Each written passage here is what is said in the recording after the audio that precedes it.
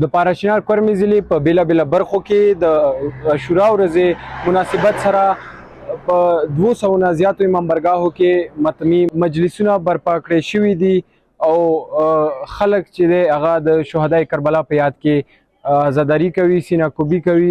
په جلوس کې شرکت کوونکي خلک نواسه رسول صلی الله علیه و آله وسلم ته خراج عقیدت پیش کوي او زنجیرزنی او سینه زنی کوي.